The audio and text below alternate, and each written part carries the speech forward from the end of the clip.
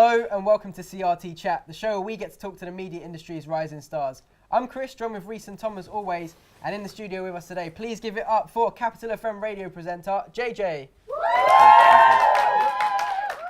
Pleasure to have you on the show today, JJ. Thanks for having me, man. Thank you. Let's kick things off. Were you always interested in radio from a young age?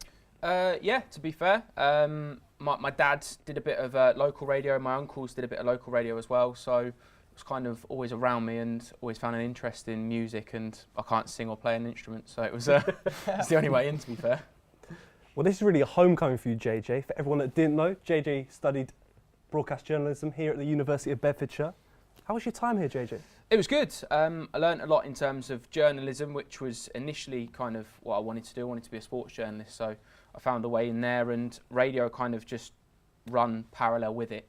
And eventually radio took over and was kind of more of a career option than the journalism side. And yeah, I learnt a lot of skills here that will definitely help me out. So you think it was essential that you came here to get to where you are today? Definitely. I mean, the facilities that we have here are sort of above anything else in the local area, so it's kind of an easy decision to kind of stay local, and I knew the area, so I knew sort of the football club and things that would go on a little bit better than people that were kind of commuting or doing something different. So yeah, it was a good decision to stay, definitely. Right, just a quick question for the audience. Do we have anyone who likes football in here today? Give us a little cheer. Well, JJ, back in the day, he was also a press assistant for Luton Town Football Club. Tell us all about that. Yeah, that was really cool. So luckily I got a year where Luton did all right. So we was, well, not Surprising. amazing. Yeah, we were in the conference, so it wasn't amazing, but we had the FA Cup run the year that I was the press assistant. So I got to write a match report from Carrow Road. I went to Luton when they played Wolves at home. I did home and away games, and yeah, I learnt a lot off of Andrew Barringer, who was the press officer at the time, and it was just really cool, like getting to write about football and talk to footballers and just watch football, and then basically that's like your job. So that's pretty cool. Speaking of Luton Town, our very own Chris here applied to be a safety steward. Yeah? No, I told Didn't you get the say job nothing though. about that. He was told he's too small. Yeah, but I'm going to the gym now, so Yeah, Need of to course, just mate. Yeah, of course you are. get It'll more come, size. it's fine, man. Come Yeah, it's fine, man. It's fine. It'll come. It'll happen. Don't worry about it. Well, moving on. JJ, did you have any role models growing up? Zane Lowe was my biggest role model in radio, because he's very passionate about music, and the whole focal point of everything he did was about the music and about the audience and how they'd engage with the music. And that, I think, for me, was kind of growing up. He'd almost tell you what your favourite song was before you knew what your favourite song was. He's just so passionate about it, and you can tell his energy is just very organic and just original, that's what he wants to do. And anyone that's passionate about what they do to the extent he was is definitely someone that like, you can look up to in any field.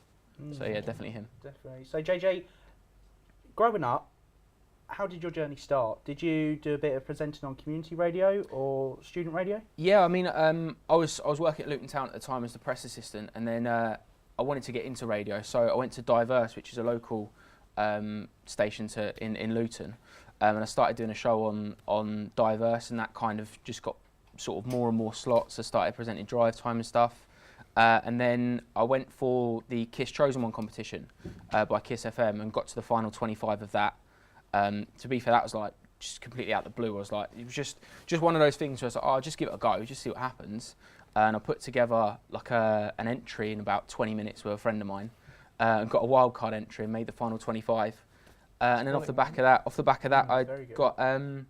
I stayed in contact. Didn't win the competition, but I stayed in contact with the producers and the bosses at KISS, and did lots of demos. And then eventually they offered me a slot on KISS Fresh, which was that was kind of the next step. Did you have a good time at KISS? Was it really enjoyable, cool? Yeah, really cool. I learnt a lot, and I've made a lot of friends there, and still lots of people that I've got on really well since I've met them. So I still keep in contact with them, and yeah, that was obviously where my journey started. So I'll obviously always be grateful for the kind of the first door that was open for me. Definitely. So now you're at Capital FM, and you've been there for almost 3 years now. What's it been like since you first joined? It's been mad, to be fair. I mean, I started in Birmingham doing the weekend show, which was really cool. I'd been to Birmingham like twice in my life before I took the job up there. Yeah. And I'd only been up there to watch football matches and stuff, so it's a little bit like I knew the city from a footballing perspective, but nothing else. So when I went up there, it was really cool. It was like just a fresh outlook on how to present, because I wasn't local, so I couldn't use that as a kind of way to make yourself appealing kind of thing. So you needed to be a little bit more informed and a little bit maybe more clued up in what you were talking about. So it was a good learning curve to go up there, and the bosses were just really cool and just let me get on with it and encourage me. And that's always helpful as well, isn't it? Massively. Having I mean, support. yeah, that's the biggest thing I think is always if someone believes in you to the extent they'll just let you get on and do what you want to do, then you've always got that backing, so you can just go and do it. And yet, yeah, since then it's kind of escalated, and I'm on the network now and doing shows across the UK, which is mental. And yeah, just having a large time really. So you've worked on Kiss Fresh and Capital. What's been your highlight so far from working on the two stations? I mean, easily for me, because I'm a football fan, we did the summertime ball from Wembley Stadium. I was there. Yeah, and I did the first show live from Wembley, which was like mental. And I got the moment where you go on stage and you do the "Hello Wembley" kind of thing, and it's just That must have been so Pretty surreal. big then. it was crazy. It was like just wandering around the dressing rooms and like just wandering around an empty Wembley Stadium, and then when there's people there, just being able to go anywhere in Wembley and be like, this is like a tunnel that doesn't look like a tunnel anymore, but you know this is like the tunnel that Frank Lampard's walked down or David Beckham's walked down and stuff. It's just madness. So you're live every week on Capital. I'm sure there's something that's maybe funny happened to you or slightly embarrassing whilst you're on air. Can you tell us about maybe something that's happened? Spill the beans. I don't know. To be fair, I think it's a good thing. Maybe it's not. But I think a lot of the time I like to be quite just like not really think too much about what I'm going to say or what's going to go on. I know roughly where I need to go and what I need to do, but just kind of enjoy the show and allow that to happen. Whereas sometimes that's good because good things happen, but then other times you'll close a link and you'll be like, I've just spoken about a trouser press on Capital, or like mentioned someone winning a speedboat, which is like never going to happen. Yeah. But it's really cool. So I think the worst things that have happened are just things like where you put the mic down and you've got no idea what you said, and it's like that didn't go well. That really didn't go well. But nothing. I've not gone off air yet, and I've not been sacked. So That's good. That's always everything Always else, a good sign, isn't it? everything else I take on the chin. Yeah. What about in terms of like celebrity interviews? Because we know you've interviewed like Charlie Puth. How was that? Yeah, it was really cool. It was really, really nice. I think a lot of them are really down to earth. I know there will be some that aren't, but they're really down to earth and they know the drill. Like they come in to get interviewed, so they know what they're coming in for. So they want to get something out of the interview. So as long as they are and you're relaxed with them and just chat with them, then they're all right. I mean, I interviewed Dua Lipa and she was sort of just at the start where she started to kind of just go massive, really. Yeah, she's blown up now. Yeah, and she was awesome because she was a little bit, she hadn't done too many interviews, so she was a little bit raw, and I hadn't done many myself either, so it was almost just a little bit like a chat. Yeah. And that was really cool because you get more when people aren't like media trained and they just want to chat, and everyone I've spoken to since has been like that. So it's been really cool, really cool. So I've been looking through your Twitter feed, Right. and I've noticed you're a massive Chelsea fan. I am, yeah. Would you like to interview anyone in particular from down there? Anyone? Anyone, to be fair. Yeah. I mean, Frank Lampard growing up was always like my hero. He's a legend. Mine's Eden Hazard.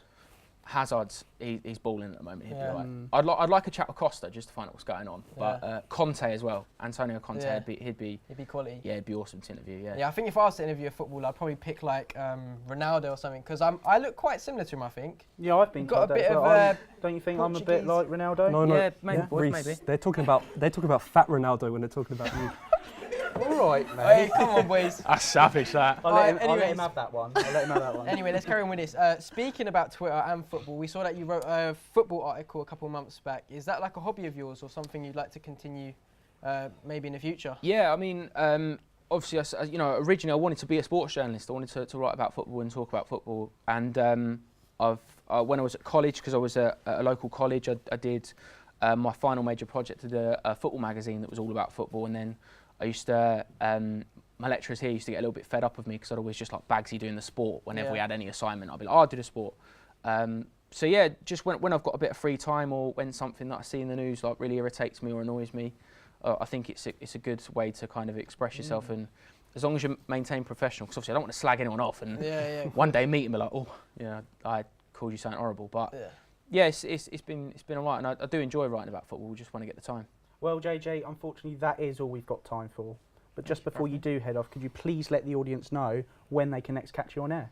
I'm on air every Saturday night on Saturday Night Capital at 7 o'clock. and Sunday nights at 8 p.m. as well. And how can they follow you on social media if they're interested? I'm at _ it's JJ on Twitter and some variation on Instagram. Wicked, thank you, mate. Well, You'll find it. well, a big thank you to JJ for coming down to CRT Chat today. A big thank you to the audience and the viewers at home. And we'll see you next week for more CRT Chat. Got Sam Darlaston coming down. But till then, take care and have a nice. Oh, we did it.